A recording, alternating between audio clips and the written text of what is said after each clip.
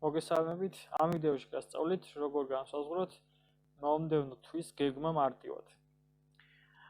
მოცემული გვაქვს გასული წლის ივლისის მონაცემები, გასული წლის აგვისტოს მონაცემები.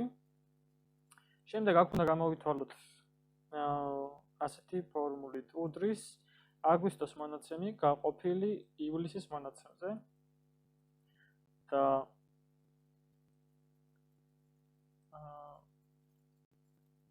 გამოკლებული 1 ახლა გავავრცელოთ, რომ მივიღოთ კლების შემთხვევაში მინუსი და ზრდის შემთხვევაში პლუსი. ამას გადავაკეთებთ პროცენტად და უკვე გვეცოდინება რა პროცენტით მოხდა ცვლილება თვეებს შორის. ეხლა უკვე გვაქვს აქეთ მიმდინარე წლის ივლისის მონაცემები. ამ მონაცემებს პირდაპირ უდრის ივლისის მონაცემი უნდა გავამრავლოთ. უბრალოდ ივლისის მონაცემს უნდა მივუმატოთ. ფრჩხილებში ივლისის მონაცემი გამრავლებული იმ პროცენტზე, ზრდა იყო თუ კლება არ აქვს მნიშვნელობა. და დავხუროთ ფრჩხილი. მოგცემს აი ამ მონაცემს. გავავრცელებთ, რაც ნიშნავს ივლისის მონაცემს დავუმატე თავისივე თავის ის პროცენტი, რაც ცვლილება მოხდა გასულ წელს ამ თვეებს შორის.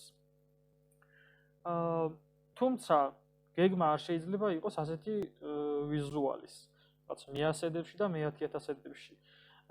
ამისათვის გვჭირდება ასეთი ფორმულა უდრის დამრგვალების ფორმულა.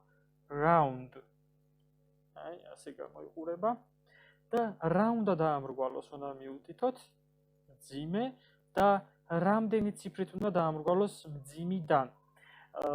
ვუთითებ -3-ს, რაც ნიშნავს, რომ მძიმიდან კიდევ აქეთ 1, 2, 3, ანუ 1000-ებამდე დაამრგვალებს. Enter-ს დავაჭერ და დამწერა 65000.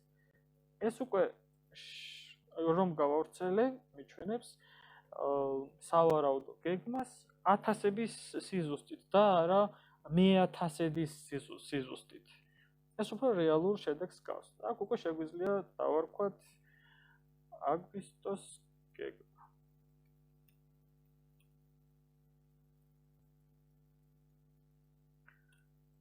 მადლობა ყურადღებისათვის.